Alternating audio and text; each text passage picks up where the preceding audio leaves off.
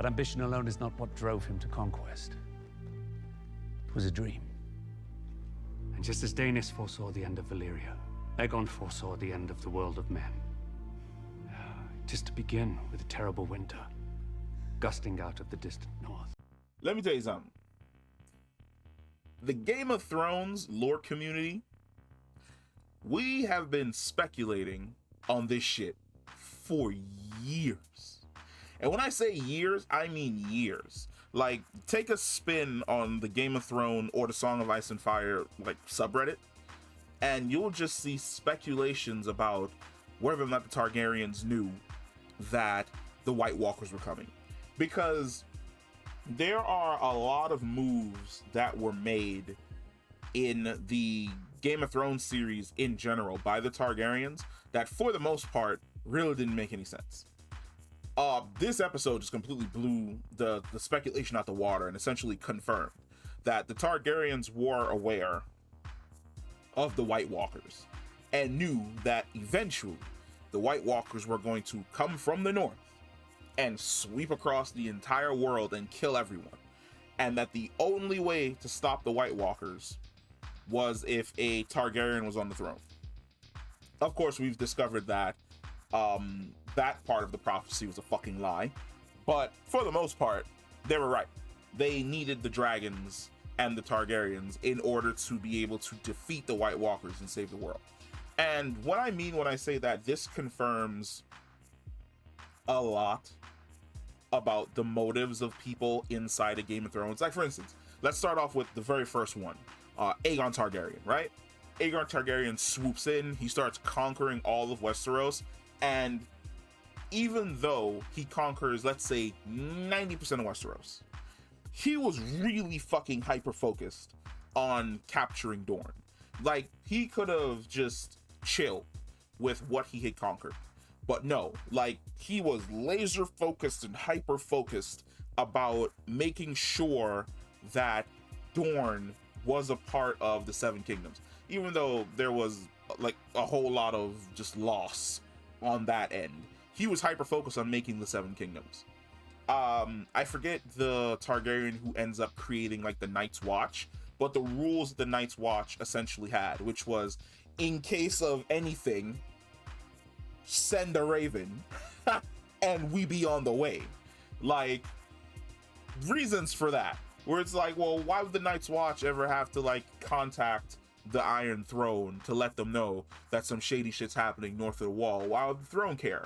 Throne cares because the throne knew that some undead shit was about to like come over the wall and wipe out the entire planet. Moving on, the other Aegon Targaryen in the Dunk and Egg series, right? Where the tragedy of Summerhall happens because Egg was performing spells to get prophetic dreams. Guess what? Now we know that the prophetic dreams were basically Egg trying to figure out when the fuck the White Walkers were coming. What was this dangerous threat that was on its way that was going to wipe out all the Targaryens in the entire fucking world? Viserys Targaryen? It's Viserys, right? Daenerys' father? Like I said, I said it before, but I hate Game of Thrones naming convention. Too many people are named after other people, or too many people are named in honor of other people. But Daenerys' father, I'm going for Viserys. The Mad King. Something drove him insane. Like, he was absolutely normal, happy, he was a regular Targaryen, everything was going great, and then my man got kidnapped, apparently he had a prophetic dream, and then he was just like, burn them all. Burn them all. They're all over me. Burn them all. And now we know that the burn them all was for the White Walkers. That wasn't for the people in King's Landing. Like, that was for the White Walkers that were going to come flying over the wall and just run amok across the entire fucking planet.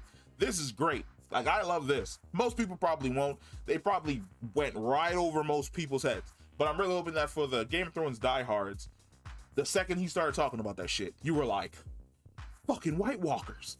We knew about the White Walkers 100 and something years ago? Yeah, we did. Guess what? There's a level of fucking tragedy, because all of the people that could have informed future generations of the Targaryens about the White Walkers, all of them are gonna die by the end of this fucking series, which means that this valuable information that we would have had, the protection we would have had if we had 10 to 15 dragons on the ready, all of that is going to go out of the fucking window once these two women decide to have their dance of dragons and just like wipe the Targaryen force strength from like an absolute 100% to 3%, because there aren't any dragons that are going to survive this. Like, for the most part, all the dragons are going to die in this series. All of the most prolific Targaryens are going to die. All of the Valyrian steel weapons that the Targaryens are walking around with, Valyrian steel necklaces, Valyrian steel daggers, Valyrian steel swords, Valyrian steel spears, all that shit's gonna disappear. It's gonna end up in the bottom of a river or end up on the street being sold by some random fucking vendor. The Targaryen dynasty collapses in on itself, which means that when like the Avatar, when the world needed the most, they vanished. It's gonna be super interesting to see if we get any more of that going forward. I really feel as though, and I'm really hoping that that wasn't just thrown in to this episode for shit's sake, because that would infinitely piss me off. But for the most part, the fact that like this is a thing, that the Targaryens were aware that there was a danger beyond the wall. This also answers the reason as to why the Targaryens were so cool with the Starks basically ruling the North for so long, because it was like, they got it, like ain't shit coming over that wall, they'll be all right. But yeah, whew, that was a piece of information that I was not expecting to see. I didn't expect them to essentially drop that nugget in the very first episode, because I don't remember that being in the Fire and Blood books, where Aegon is said to have had prophetic dreams about basically this thing coming from beyond the wall. Now the question is going to become, if Aegon was having these prophetic dreams, who was inducing these dreams? Was it Bloodraven? Because we know that Bloodraven was in the tree and he's supposed to be a Targaryen. So is Bloodraven trying to let the other Targaryens know, like, hey, they got some shit going on north of this wall. I'm gonna need y'all to come up here with all your dragons and just glass the whole zone. 10 dragons just flying in a perfect line, just going up, then down, then up, then down, then up, then down, then up, then down, until the entire north is just gone. Or because like it makes the most sense, like that he was just needling the Targaryens through time, trying to essentially like tell them about like this threat, but every single time he tries to like touch them and tell them, like it drives them insane.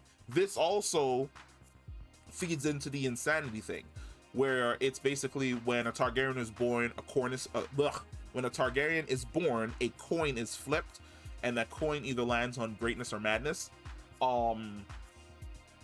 This would explain the whole madness thing, because you basically have Bloodraven, or whoever it is that's giving them these prophetic dreams, showing them nothing but death and darkness and destruction, and driving them insane with these visions. So I love this. Like this was, if I was sitting in my seat like this the entire episode, when I heard this, I was like, hey, hold on now, wait a minute, hold on, wait a minute, like, hold on. You guys knew? This also feeds into the fact that on Dragonstone, when Jon and Daenerys are inside the cave, they see the cave paintings of the Children of the Forest, the Targaryens, and the White Walkers. So it's like, yeah, they all knew. Like from the beginning, they knew. They didn't know when, but they knew that some shit was popping off in the north, and they should get ready.